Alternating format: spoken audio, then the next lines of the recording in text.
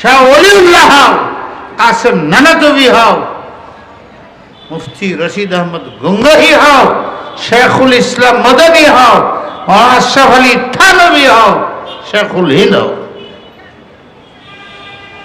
ওরা আল্লাহর জন্য করছে, ক্ষমতার জন্য নয়,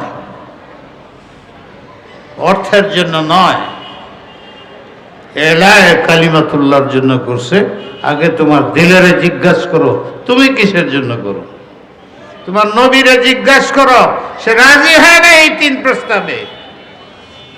আর তুমি শুধু এমপি হওয়ার জন্য করো নাকি আল্লাহর জন্য করো? 1 জন 2 জন 4 জন এই গণতন্ত্রের সে এমপি দেয়া তুমি দেশে ইসলাম কায়েম করবা?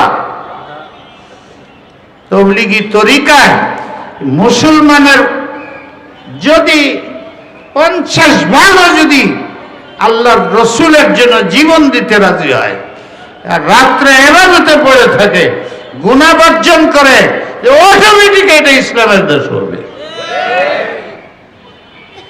নইলে হবে না। স্বেচ্ছাসেবীর দ্বারা ক্ষতি হবে, মাসা বন্ধ হবে, মসজিদ বন্ধ হবে, মসজিদে ওয়াজ করা যায় না, কথা বলা যায় না। একজনে বলছে আগের আল যে ভাইজা পিছের আল হেরে যে আগের ডে ভালো আসছিল, এখন দেখা বাস তারা ইমামতি বের করে দিচ্ছে। এই মসজিদের মধ্যে কথা কইতে ভয় লাগে, কত মানুষের থাকে কে জানে, একজন দাঁড়ায় যায়, ব্যক্তি শুয়ে যায়, ইমাম সাহেব বের করে দেয়, কেউ কিছু করে না। চলছে না চলে নাই? সবার মধ্যে একজনে পুরা সভা বন্ধ করে দিবে, আর আপনারা সবাই যাইবেন গা, বয়ে থাকবেন, হুজুরে একেবারে শেষ করে দেবে, কোনো খবর হচ্ছে না, হচ্ছে না।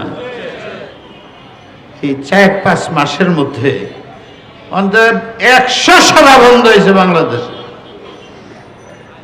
100 ইমাম মসজিদ থেকে বের করা হয়েছে। কেন? কথা বললে বলে রাজনীতি করতেছে, সুদের বিরুদ্ধে বলবেন না,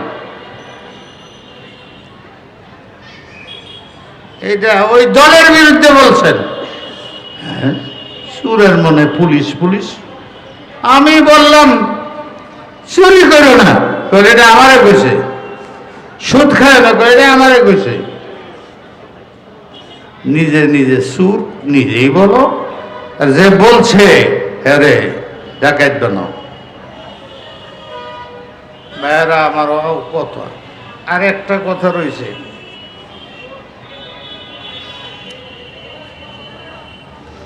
আপনারা নবীর সময়ের মধ্যে জানেন না, নবীর সবচেয়ে বড় দুশ্মন ওনাকে কতল করার জন্য কারে বাড়াইছিল? জোরে বলেন, আরো জোরে। রাদিয়াল্লাহু তাআলা আনহু বলতে মনে চায় না? না কই বললেন, শুনলাম না তো। কে? সাহাবীর নাম শুনলে কি বলবেন? কেন? কুরআনে আল্লাহ সাহাবীদের সম্বন্ধে কইছেন রাদিয়াল্লাহু তাআলা আনহু, আল্লাহ রিদওয়ানুল্লাহ আকবার, রাদিয়াল্লাহু তাআলা আনহু ওয়া রাযু আনহু, এই কোরআনে কইছে। তা আপনি কেন বলেন না? নবীর নাম আসলে কি বলতে হয়? জোরে বলেন, কেন বলেন না আপনারা? শয়তানে বলতে দেয় না। 1 ঘন্টার ওয়াজে 4 পয়সার লাভ নাই, আর সাল্লাল্লাহু আলাইহি ওয়াসাল্লাম করলে এইটাই শুধু কারণ হয়ে জান্নাতে যেতে পারে।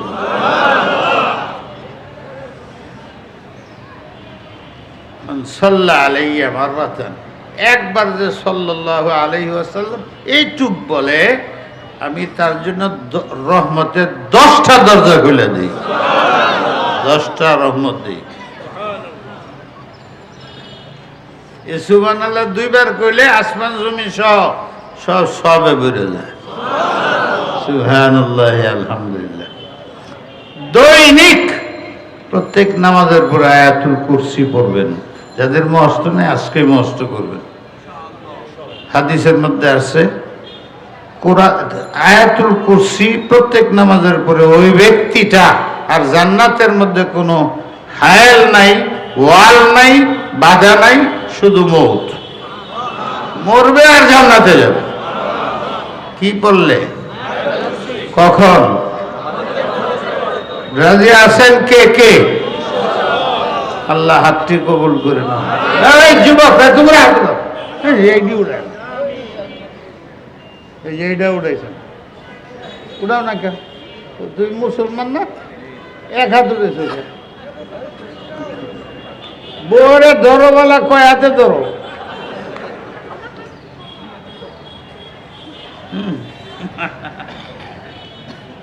মাঝে মাঝে চাটনি দাম লাগে। আজকের ওয়াজ যারা শুনতেছে, আমার আগের ওয়াজ যারা শুনছে, এরা বলবে হুজুরের মাথা টাথা খারাপ হয়েছে আজকে। হ্যাঁ, এরম তো করি না আমি। আজকে এরকম কেড়ে হইতেছে আল্লাহ। তো সবচেয়ে বড় দুশ্মনদের মধ্যে আবু জাহেল ছিল 1 নম্বর। কতল করবার আইছে বাজবে, এটা সব আল্লাহর কিরেশমা। আইসে কতল করবা, হ্যাঁ নিজে কতলে নবীর গোলাম হয়ে গেছে। আর কেউ যদি এই তো হ্যাঁ হয়ে যেত, কিন্তু আল্লাহ বাচ্চা বাচ্চা বাচ্চা বাচ্চা উমরে পাঠাইছে লুবি বানায়। তারে মাইরা দিলে 1 লক্ষ, কেউ কেউ 2 লক্ষ উঠ। একটা উঠের আজকালের যুগে বাংলাদেশ তো দূরের কথা, সৌদি রিয়ালে 3000 থেকে 45,000 রিয়াল লাগে। যদি মধ্যেরটা ধরি 35,000 মধ্যম একটা উঠ। এরকম 100 উঠ যদি এর কাল্লাটা এনে দিতে পারো, কত টাকা? গইনা পারা যেত না। 33 টাকা একটা রিয়াল এখনো চলছে বাংলাদেশে আমরার টাকায়। তাহলে 100 উঠে কতটি টাকা হয়? একটার দাম যদি 30 ধরি, তাহলে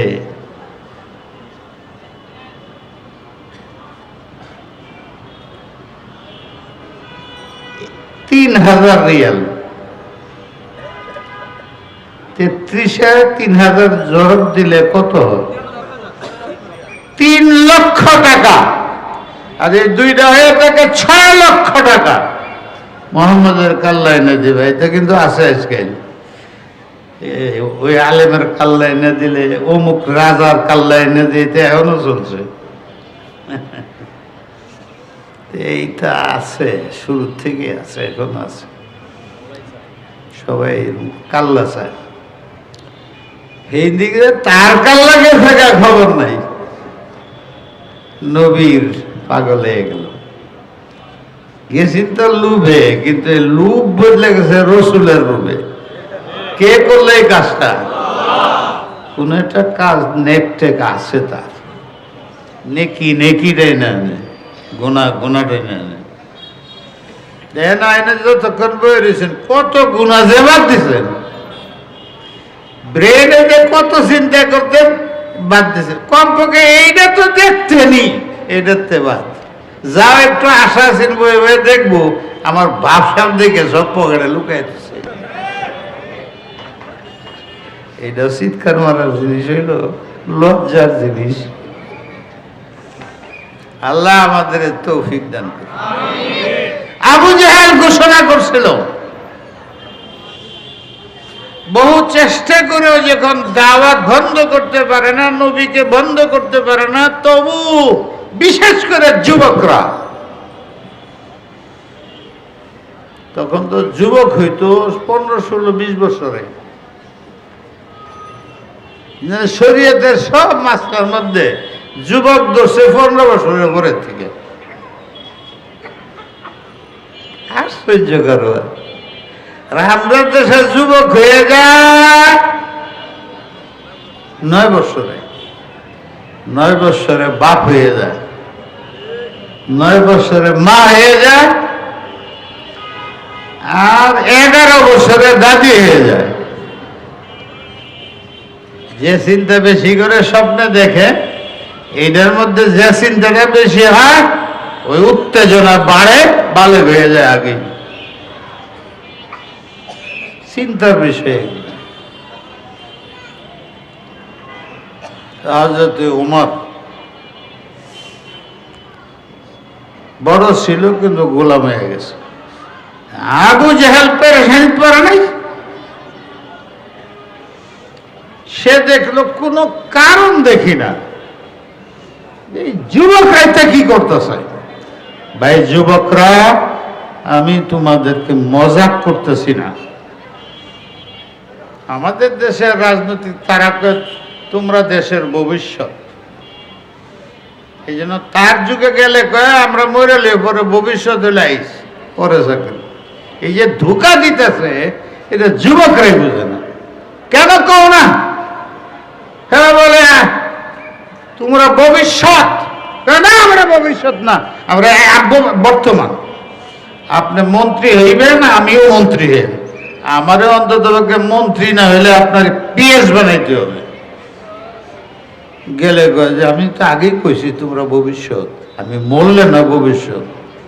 চাকরিও দেয় না, কথাও কয় না, চিনেও ধোঁকা খায়। আর আমার নবী বলে গেছে এই কোরআন লেখার অধিকার কারো নাই, যুবকরা লিখবে। হাদিস লেখার অধিকার কারো নাই, যুবকরা লিখবে। যুদ্ধ করার অধিকার কারো নাই, যুবকরা যাবে। ইবনে ওমর আমি যাব না?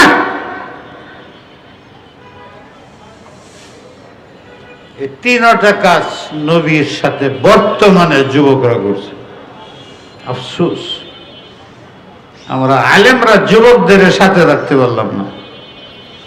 এরা চলে আসছে খ্রিস্টান বাদে, হিন্দু বাদে, ইহুদির সাথে চলে। ওদের লেবাস আমরা ওদের গাইলাই, তারা ফাঁস হয়ে কাফের। হরমিয়া আগে নিজের ঠিক করো।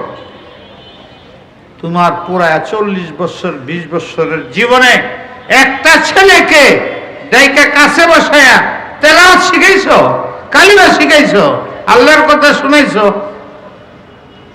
না? তাইলে দায়িত্ব তোমার, তার না। এই জন্য সে খ্রিস্টান হয়ে গেছে। আমার জীবনে আমি মনে করি কমপক্ষে দাড়ি 20,000 যুবকে আমার দাঁড়িয়ে রাখছে, আমার সাথে আছে। বাংলাদেশে গুলশানে 10,000 কোটিপতিরা দাঁড়িয়ে রাখছে। আমার বলতে হয় নাই, কিন্তু আমি আমার দায়িত্ব মনে করে কৌশলে আমি কাজ করছি। এখন তো এরও মাঝে সব